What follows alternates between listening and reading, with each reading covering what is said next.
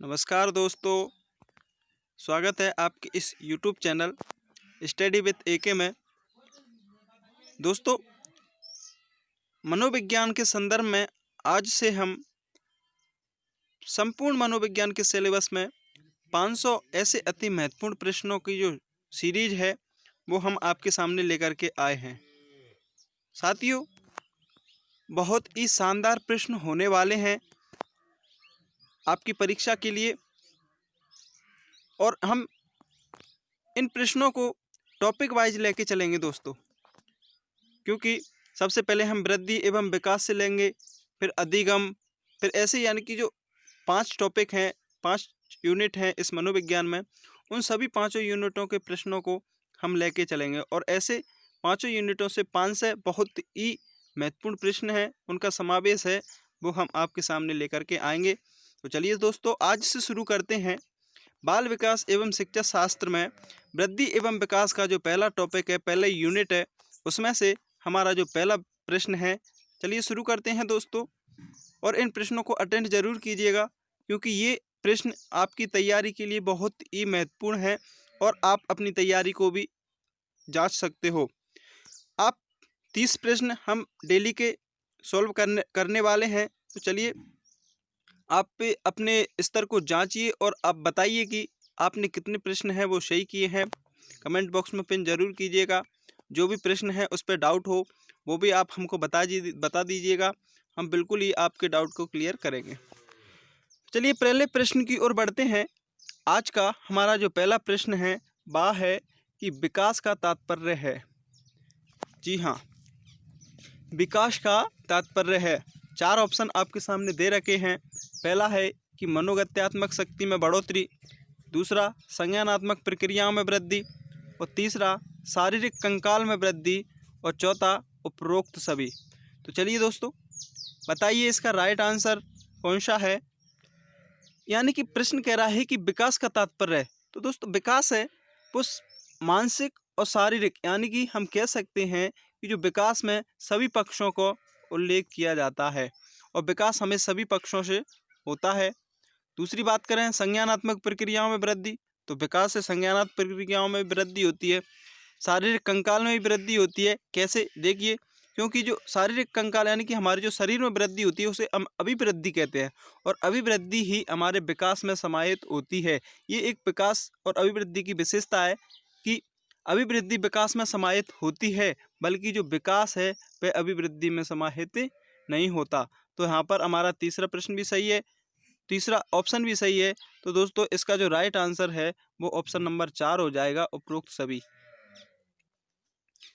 Next प्रश्न की ओर बढ़ते हैं दोस्तों। बहुत ही शानदार प्रश्न है और हम हर एक प्रश्न की व्याख्या करते हुए चलेंगे आपके सामने। तो चलिए दूसरे प्रश्न की ओर बढ़ते हैं।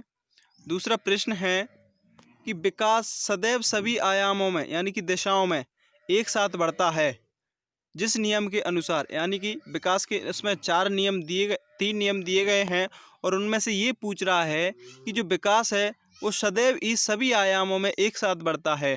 तो चलिए देखते हैं कौन सा सिद्धांत है जिसके अंतर्गत जो विकास है वो सभी आयामों में एक साथ बढ़ता है। तो दोस्तों, इसका राइट आंसर है वर्तुलाकार, यानी कि जो विकास का सिद्धांत है वर्तुलाकार सिद्धांत के अंतर्गत विकास सदैव ही सभी आयामों एवं दिशाओं में बढ़ता है।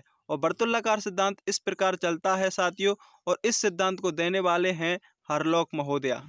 इन्होंने ही इस सिद्धांत का प्रतिपादन किया था। नेक्स्ट प्रश्न की ओर बढ़ते हैं दोस्तों। प्रश्न नंबर तीसरा आता है। साथियों, वीडियो पसंद आए तो लाइक जरूर करना और प्रश्न अच्छे लगे हों वो भी बताना। साथियों, पसंद आए तो जरूर लाइक करना और नहीं आए तो मत करना, कोई दिक्कत नहीं है दोस्तों। प्रश्न नंबर तीसरा आता है कि मानव विकास के संबंध में कौन सा कथन है वह गलत है। ऑप्शन नंबर 1 रेखीय, ऑप्शन नंबर 2 पूर्वानुमेय, ऑप्शन नंबर 3 निरंतर, ऑप्शन नंबर 4 सामान्य से विशिष्ट। तो बताइए। ये प्रश्न 2nd ग्रेड 2017 में पूछा गया है। तो इसका राइट आंसर है रेखीय। दोस्तों, विकास रेखीय नहीं होता। ये प्रश्न आपका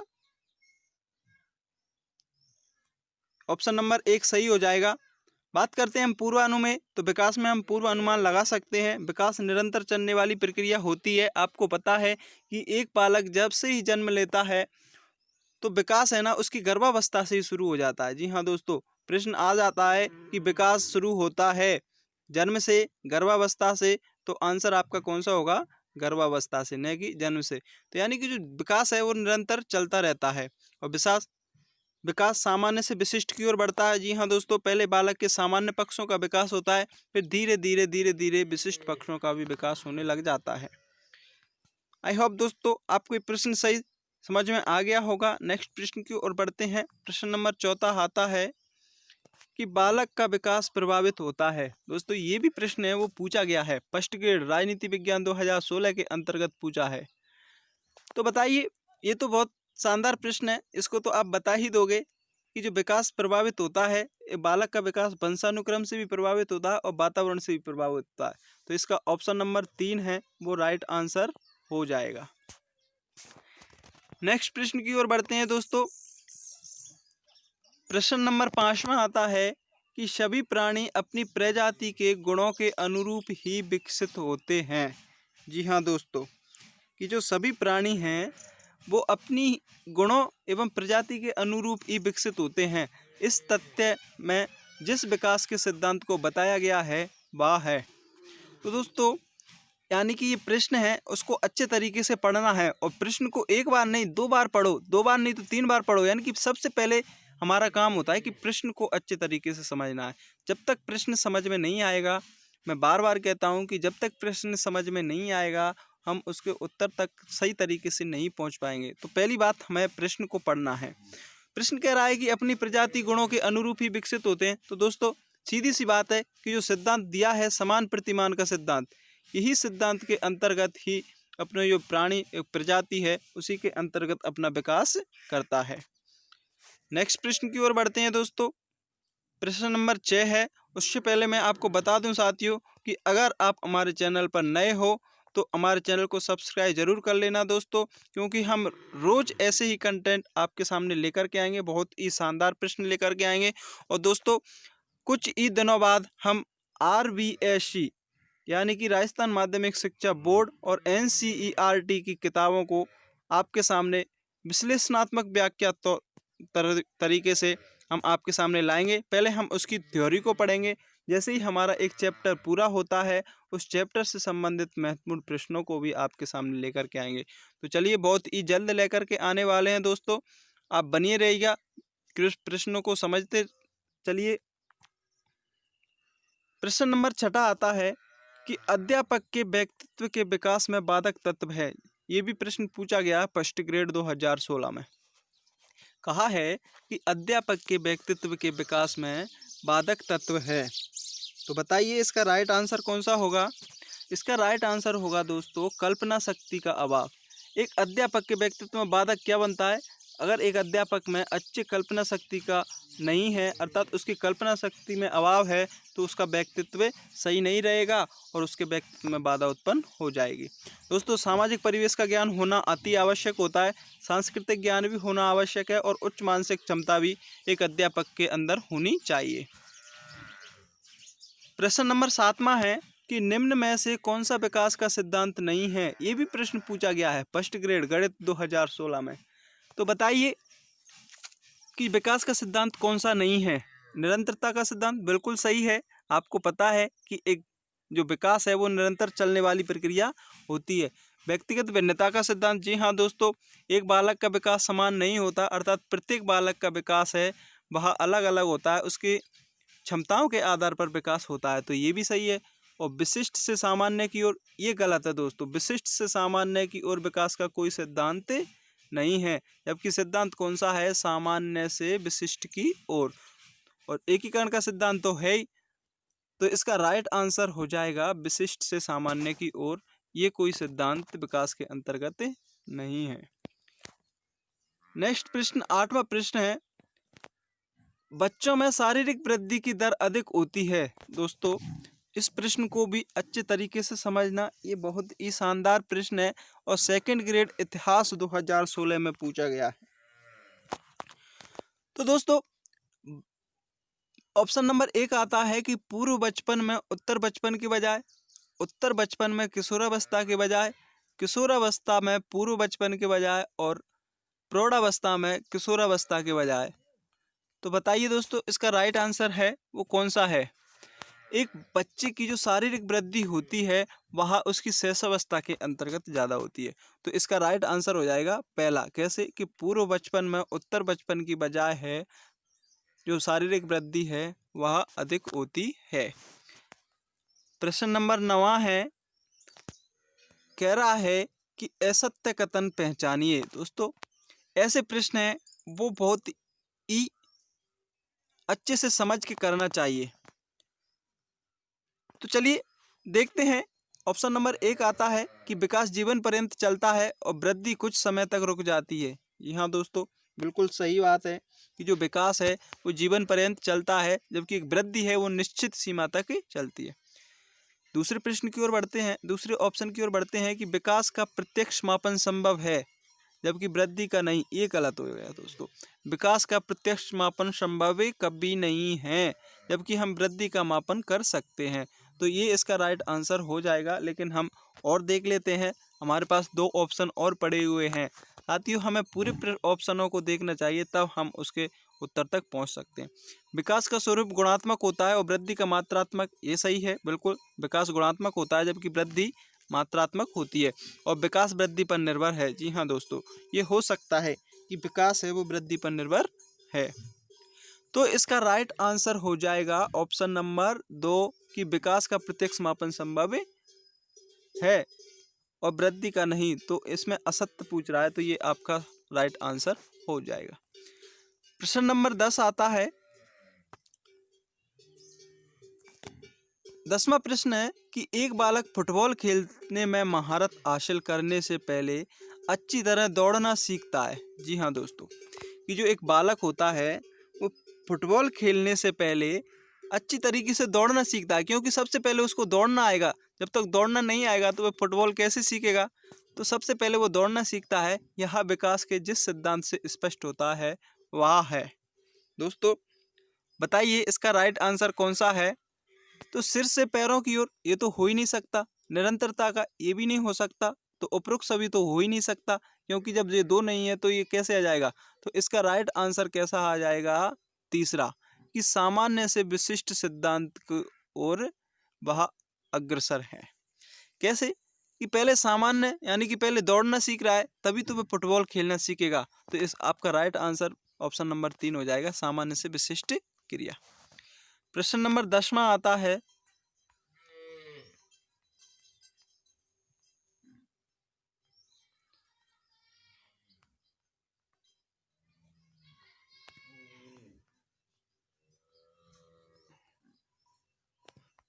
दोस्तों प्रश्न नंबर 11 है। तो चलिए 11वें प्रश्न की ओर बढ़ते हैं। ये प्रश्न यूपी टेट 2014 में पूछा गया है। प्रश्न है कि बाल विकास में क्या होता है। प्रक्रिया पर बल है कि वातावरण और अनुभव की भूमिका पर बल है कि गर्भावस्था से किशोरावस्था तक अध्ययन होता है और उपरोक्त सभी। तो दोस्तों इसका जो राइट आंसर होगा ऑप्शन नंबर 3 हो जाएगा कि गर्भावस्था से किशोरावस्था तक अध्ययन होता है।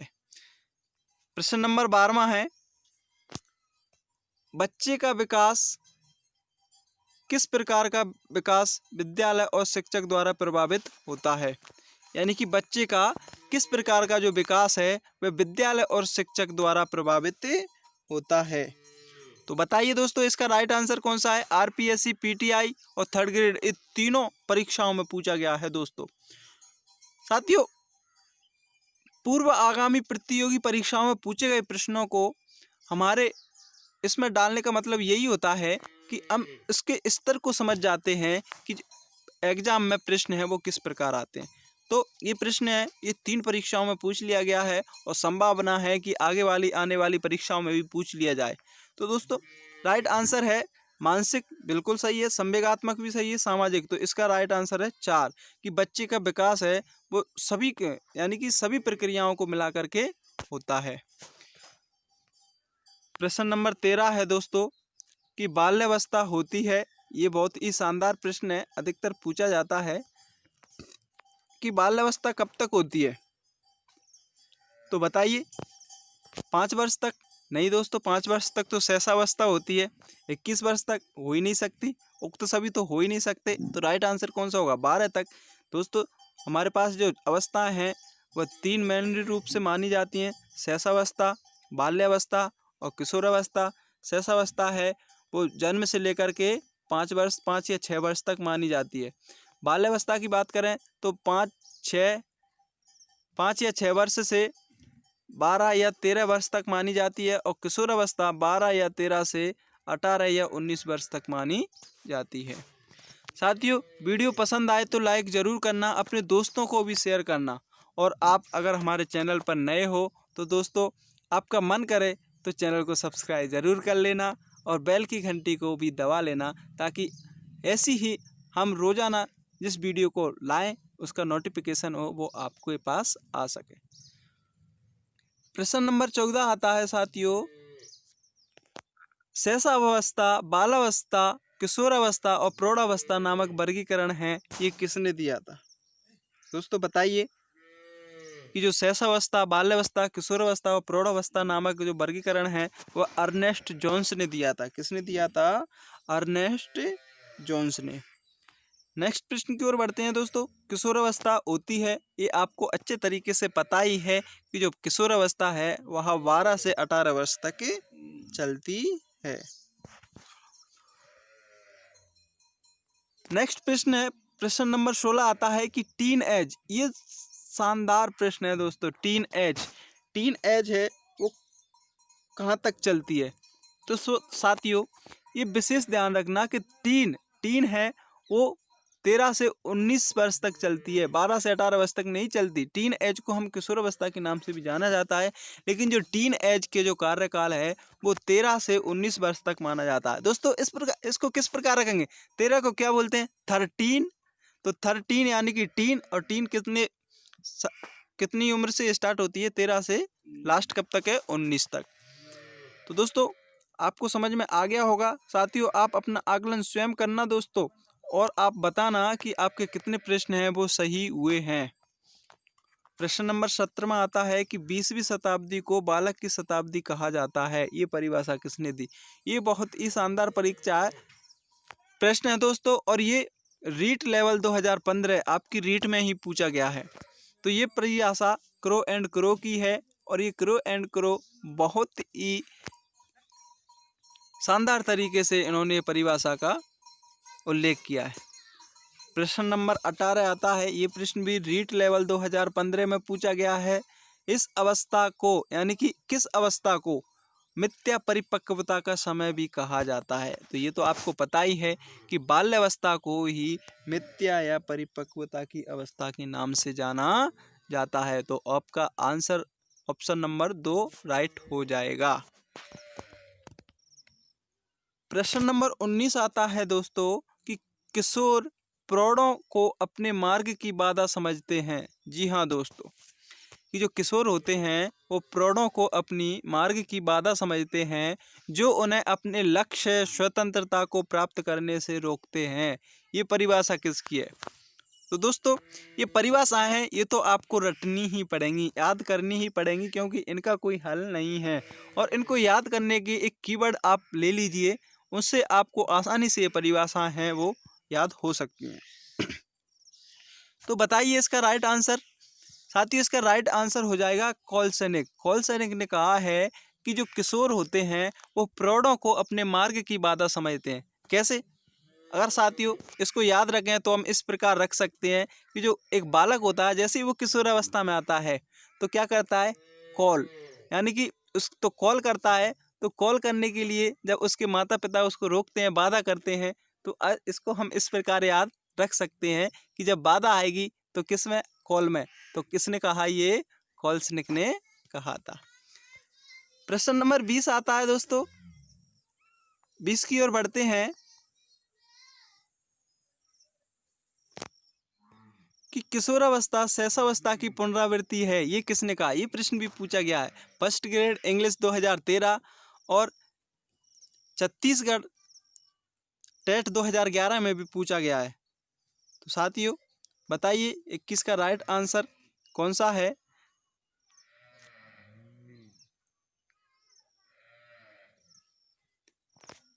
ये एरिक्सन ने कहा है दोस्तों। किसने कहा है? एरिक्सन ने। एरिक्सन ने अपने सिद्धांत दिया था मनो सामाजिक का सिद्धांत, जिसमें उन्होंने अपनी अवस्थाओं का वर्णन किया है 8, जिसमें विश्वास बनाम विश्वास, स्वायत्ता बनाम ये सभी अवस्थाओं का भी उन्होंने क्या किया है? उल्लेख किया है। नेक्स्ट प्रश्न की ओर बढ़ते हैं दोस्तों। प्रश्न नंबर 22 आता है, किस मनोवैज्ञानिक के अनुसार विकास एक सतत एवं धीमी धीमी प्रक्रिया है? जी हाँ दोस्तों, कौन से मनोवैज्ञानिक ने कहा है कि विकास एक सतत और धीमी धीमी प्रक्रिया है? तो ये कथन हरलॉक महोदया किसका है? हरलॉक ने कहा है कि विकास एकदम नहीं चलता, विकास एक धीमी धीमी प्रक्रिया है, अर्थात धीमे धीमे से एक बालक का विकास है वह होता है। प्रश्न नंबर 23 आता है दोस्तों, और प्रश्न है कि विकास के किस चरण को नायक पूजा? विकास के किस चरण को नायक पूजा? और आगे देखते हैं साथियों। नायक पूजा प्रवृत्ति के प्राचुर्य का काल कहा जाता है। फर्स्ट ग्रेड इकोनॉमिक्स 2015 में पूछा गया प्रश्न है साथियों। ऑप्शन आता है इसका प्रारंभिक बाल्यावस्था, ऑप्शन नंबर 2 प्रारंभिक किशोरावस्था, ऑप्शन नंबर 3 उत्तर बाल्यावस्था, ऑप्शन नंबर 4 उत्तर किशोरावस्था। तो बताइए दोस्तों इसका राइट आंसर कौन सा होगा? साथियों इसका राइट आंसर है प्रारंभिक किशोरावस्था। प्रारंभिक किशोरावस्था, ऑप्शन नंबर 2 इसका राइट आंसर हो जाएगा। प्रश्न नंबर 24 आता है दोस्तों। ये बहुत ही शानदार प्रश्न है साथियों। आप इन प्रश्नों को ध्यान से पढ़ना है, बस समझना है, बस समझते हुए चलोगे तो आप अपनी साइकोलॉजी को बहुत ही मजबूत कर लोगे दोस्तों। क्योंकि साइकोलॉजी रटने का विषय नहीं है, किसका विषय है? समझने का विषय है। तो प्रश्न है कि कौन सी अवधि यौवनारंभ यानी कि एज ऑफ प्यूबर्टी यानी कि एज ऑफ प्यूबर्टी कहलाती है? फर्स्ट ग्रेड 2015 में ये प्रश्न पूछा गया है। 24वां प्रश्न है साथियों। बताइए राइट आंसर कौन सा है? इसका राइट आंसर है 13 से 16 वर्ष। जी हाँ दोस्तों, कि यौवनारंभ की जो अवधि कहलाती है वो 13 से 16 वर्ष के अंतर्गत आती है। ये प्रश्न 25वां है कि छद्म एवं परिपक्वता काल होता है। ये फर्स्ट ग्रेड में पूछा गया प्रश्न है 2015 में। तो बताइए साथियों 25वें प्रश्न का आंसर क्या होगा? उत्तर बाल्यावस्था। क्या होगा? उत्तर बाल्यावस्था को छद्म एवं परिपक्वता काल कहा गया है।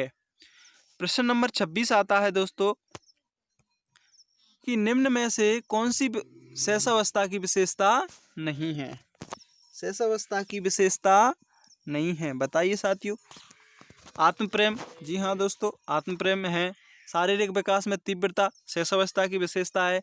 दूसरों पर निर्भरता ये भी शैशवावस्था की विशेषता है, लेकिन नैतिकता शैशवावस्था की विशेषता नहीं है। एक बालक न तो शैशवावस्था में सामाजिक होता है, ना ही नैतिकता होती है। तो इसका राइट आंसर हो जाएगा ऑप्शन नंबर 3 नैतिकता। नेक्स्ट प्रश्न की ओर बढ़ते हैं दोस्तों। 27वां प्रश्न है, बाल्यावस्था को प्रतिद्वंदात्मक समाजीकरण की अवस्था है, वह किसने कहा था? ये प्रश्न बहुत ही शानदार है दोस्तों। बाल्यावस्था को प्रतिद्वंदात्मक एवं सामाजीकरण की अवस्था कहने वाले मनोवैज्ञानिक है हमारे पास किलपैट्रिक। किसने कहा? किलपैट्रिक ने कहा था कि बाल्यावस्था प्रतिद्वंदात्मक सामाजीकरण की अवस्था है। राइट आंसर आपका ऑप्शन नंबर 3 हो जाएगा। प्रश्न नंबर 28वां आता है, और 28वें प्रश्न की ओर बढ़ते हैं दोस्तों। विकास अवस्थाओं के संदर्भ में आकस्मिक परिवर्तन का सिद्धांत दिया, यानी कि विकास के संदर्भ में आकस्मिक परिवर्तन का सिद्धांत है वो किसने दिया था? तो बताइए इसका राइट आंसर क्या हो जाएगा? इसका राइट आंसर हो जाएगा साथियों स्टैनले हॉल। स्टैनले हॉल ने कहा था कि विकास अवस्थाओं के संदर्भ में आकस्मिक परिवर्तन का सिद्धांत है। दोस्तों स्टैनले हॉल को आप अच्छे तरीके से जानते हो, किशोर मनोवैज्ञानिक का जनक इनको माना जाता है। इन्होंने बाल मनोविज्ञान का क्रमबद्ध एवं व्यवस्थित वैज्ञानिक अध्ययन किया था। प्रश्न नंबर 29वां आता है, निम्न में से कौन सा मनोविज्ञान के अनुसार विकास का आयाम नहीं है। दोस्तों ये नहीं वर्ड को अच्छे तरीके से पढ़ना है, क्योंकि हम समझते हैं कि है लेकिन वास्तविकता वो नहीं होती, और इसी कारण क्या होता है कि हम आते हुए प्रश्नों को भी गलत कर देते। क्यों करते? क्योंकि हम प्रश्न को नहीं पढ़ते। हमने अगर नहीं पढ़ा होता तो हम इसको भी गलत कर देते। तो बताइए कि इस निम्न में से मनोविज्ञान के अनुसार विकास के आयाम का जो कौन सा कथन है वह नहीं है। तो संज्ञानात्मक बिल्कुल है, सामाजिक बिल्कुल है साथियों, भाषिक भी है, लेकिन आध्यात्मिक नहीं है। तो इसका राइट आंसर क्या हो जाएगा? Option number 4। और साथियों आज का अंतिम प्रश्न है प्रश्न नंबर 30। शरीर के प्रत्येक अंग का विकास दर अलग अलग अवस्थाओं में अलग अलग होती है। जी हाँ दोस्तों, ये भी एक कहा है कि शरीर के प्रत्येक अंग का विकास दर वह अलग अलग अवस्थाओं में अलग अलग होती है। उक्त कथन है वह किस सिद्धांत से निहित है? दोस्तों ऑप्शन नंबर 1 आता है व्यक्तिगत भिन्नता। नहीं है, बिल्कुल नहीं है, व्यक्तिगत भिन्नता से ये लाइन बिल्कुल मैच नहीं कर रही है। ऑप्शन नंबर 2 क्रमबद्धता, तो ये भी नहीं है। तो फिर तीसरे की ओर बढ़ते हैं, में से कोई तो ये तो हो ही नहीं सकता। तो ऑप्शन नंबर 3 है आपका हो जाएगा कि विकास की गति में भिन्नता ही शरीर के प्रत्येक अंग के विकास की दर अलग अलग अवस्थाओं को दर्शाता है। तो साथियों आज के ये 30 प्रश्न आपके सामने मैं लेकर आया। बहुत ही शानदार प्रश्न है दोस्तों। वीडियो पसंद आई हो तो लाइक ज़रूर करना, और नहीं आई हो तो लाइक मत करना दोस्तों, कोई दिक्कत नहीं है।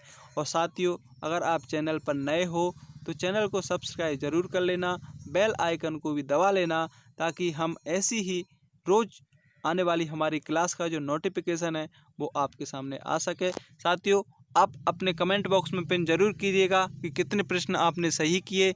जिस भी प्रश्न को आपको डाउट हो वो भी आप लिख दीजिए, हम उस प्रश्न का सही तरीके से आपको जवाब देंगे।